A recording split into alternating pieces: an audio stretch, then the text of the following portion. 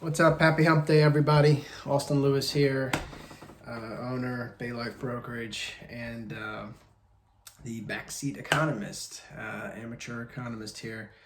I wanted to hop on here, do a post. It's been a little bit since I've been able to post. I had a whole termite ordeal here for the past month. So basically all of April I was doing construction on my house here, ripping out old rotting wood, replacing that, replacing siding, replacing drywall, and I'm just one man, so it took me a little bit of time, and my back still hurts from it. But I'm finally done here, so I'm able to start focusing back on my channel here and a little more into what I was doing before, which is going into deeper economic issues, which have changed since a little bit since the last time I was posting, which was about a month and a half ago. And by change, pretty much things have just kind of gotten worse. Inflation's gotten worse. The war in Ukraine hasn't seemed to come to an end, nor is there an end really in sight. So I am going to talk a little bit about that, and a little bit about the new trade partnership in Asia that Biden's touting here. So it's probably going to take me a couple of videos to really go through all this. But first, I want to talk about the nice new shirt I'm wearing. So my company, Bay Life Brokerage, is a full-service financial firm, and we're headquartered out of Essex, Maryland, right here on the water, Back River.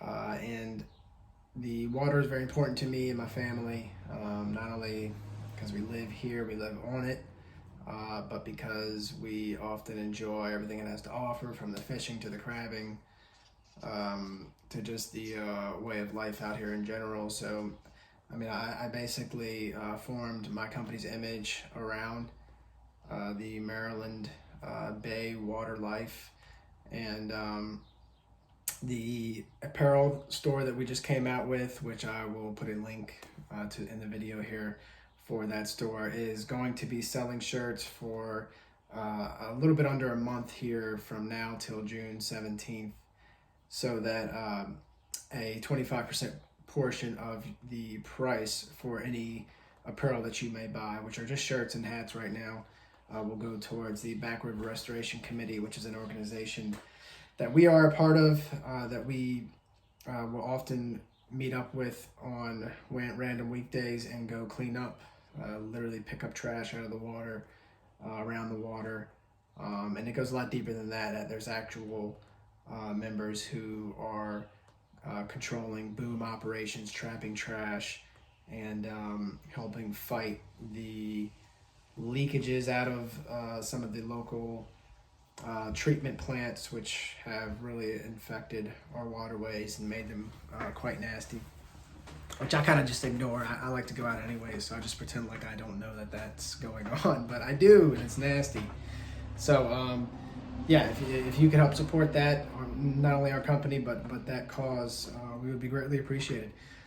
So anyways, today I was just reading an article about Jerome Powell, who, as we know, is the Fed chair, and I've spoken about this issue a few times, several videos on the actions of the Fed, what they can do to fight inflation, and how they're actually doing it, and it all revolves around their controlling of the interest rates. So the federal funds rate, which is the rate at which they will lend, or the rate at which they will charge banks to lend money from them. So it's the interest rate that they're charging banks to take money from them, essentially, which will kind of trickle down to the rest of the economy, right? It kind of sets the benchmark interest rates that everybody will charge to use each other's money. Then there's also another rate where the Fed will control the rate at which the banks borrow and lend from each other. So there's the rate that they can borrow money from the Fed, and then there's the rate that they can borrow money from each other. And those are the two ways that essentially the Fed will try to control interest rates throughout the economy. And it is quite effective, but the problem is the Fed is very sensitive to they're very sensitive to the public perception of what they're doing, because they don't want the stock market to essentially fall through because of their actions, or even just because of the idea of what they're going to do, what their actions will be. Rising interest rates is one of those things that people feel will be a drag on the economy, and therefore they immediately run and start, selling off stocks and whatnot, fearing that the share prices will start to fall as the Fed entertains the idea of rising interest rates. But it's the only way to really fight inflation, which is we've spoken about before. It is a root cause of the Fed's own policy for the past decade of quantitative easing, and it's not the only thing.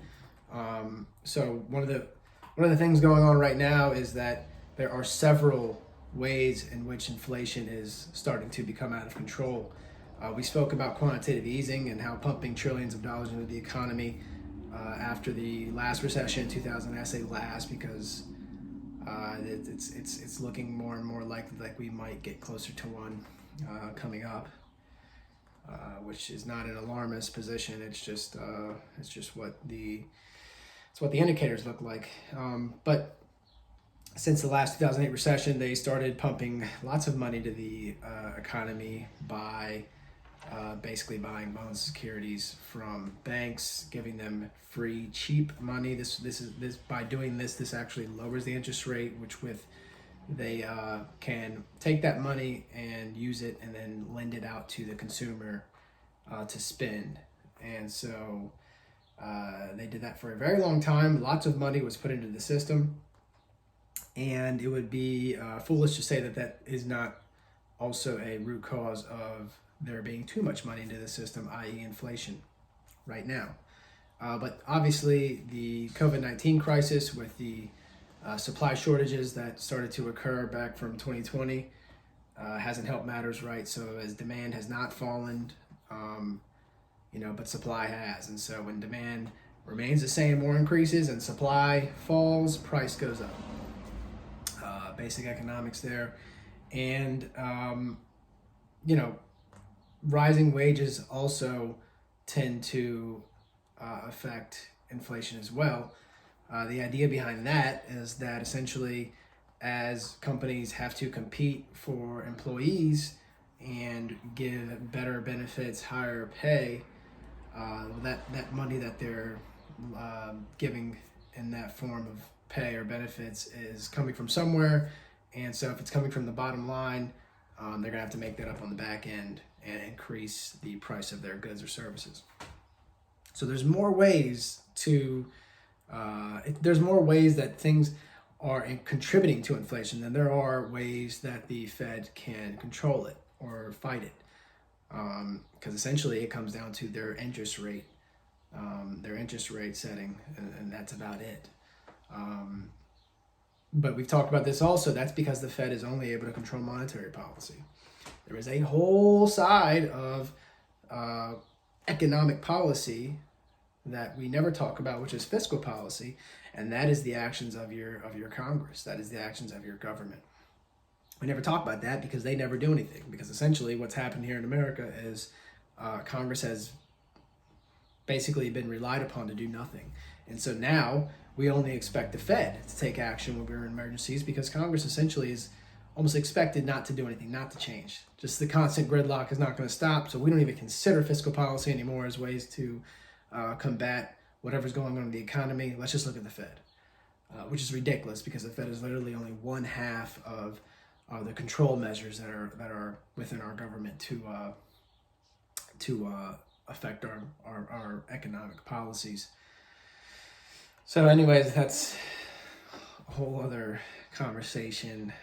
But so the chairman, Jerome Powell, is basically starting to, which is again something I mentioned in a previous video, realize that this is not going to be so easy. The idea before was essentially we can just slowly raise rates just do expected small incremental raising of rates and slowly decrease the balance sheet that the Fed has of these bonds and securities. And as we do that, people will be comfortable with that slow increase. Nothing will happen. There will be no freakouts or sell-offs. There will be no recessions as a result of freakouts or sell-offs. And we'll be able to what he's calling a soft landing approach to kind of get us off the inflation track. I spoke about in my last video, or not my last, but one of my previous videos, that this is quite a foolish approach because inflation's here, it's quickly rising and getting out of control, and because there are so many more ways in which it can get out of control and turn into hyperinflation than there are ways in which we can control it, it would behoove of us not to concern ourselves with the stock market money manager reaction and be more concerned with the actual effects on consumers that inflation's having. And so what I mean by that is quick action, action that's going to take a fast solve approach to the problem, which we all know is too much money chasing too few goods.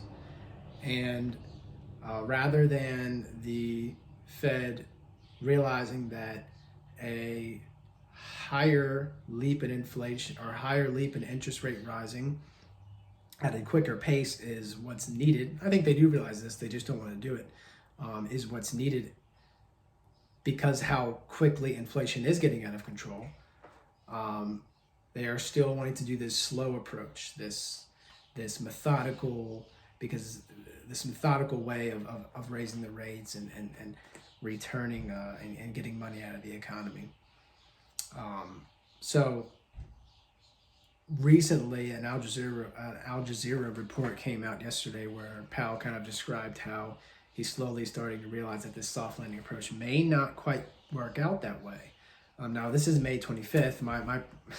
I was originally talking about this not working out that way back in maybe February or March, and I'm certainly no expert. So I know that the experts at the Fed knew this probably from the beginning. But again, they don't want to see people freak out. They don't want to see the markets freak out. They think that by going slow, we can avoid a recession. By going slow, we can avoid massive sell-offs and avoid a recession. And they don't want to be seen as the cause of a recession. That's like the nightmare scenario for the Fed, and especially for the Fed chairman. So the problem here is that if we do not rein in hyperinflation, goods will continue, which it has. The month of March, the consumption of goods has lowered.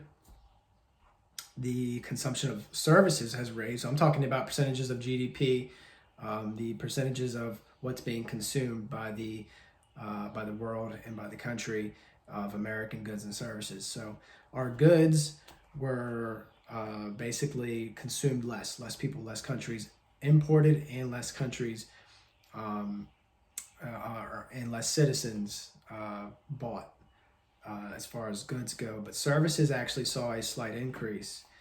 And so we track these things to see basically what's being made and what's being spent as far as production goes. We've always had a goods shortage, and I say shortage in comparison to the rest of the world.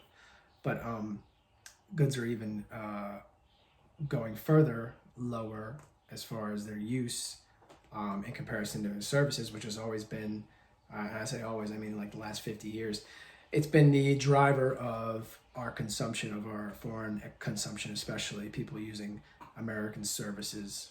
And so we're watching these things essentially goods be affected by inflation. Obviously, things are more expensive. People are consuming less and less goods.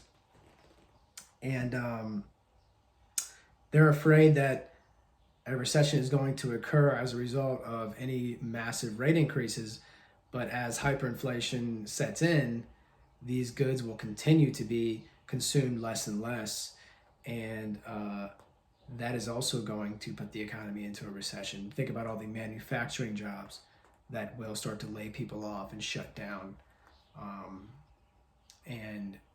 So without these higher interest rates, and quicker, these inflation rates will still cause a recession. So you're kind of backed into a corner here where you don't do what's right, you're going to get into a recession. You do what's right too quick, people might go to the stock market, sell off, and still blame you for a recession if that happens anyways. I think that the first scenario is what's right.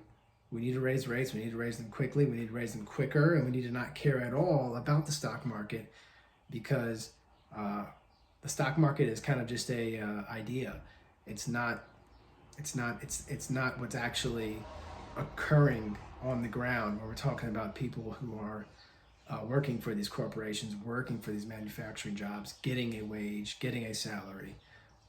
Those are the people that make up the majority of our citizens, the majority of our workforce, the majority of those who consume, and those are the people we should be focused on, not the money managers and those who trade and own stock. I understand that they also play a big role, but trying to placing more importance on their possible fears over the known struggles that average consumers are having today, I don't think that's the right approach. And I think, like Powell just kind of admitted, he doesn't think that's the right approach either.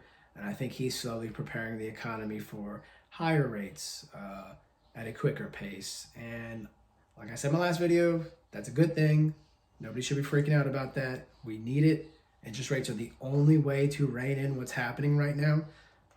And you need them, period. Even in a super healthy economy, interest rates are not supposed to be where they were the past decade. They're not supposed to be on the floor like that. There is a healthy level of interest, just like there's a healthy level of inflation. These things are a part of a healthy economy.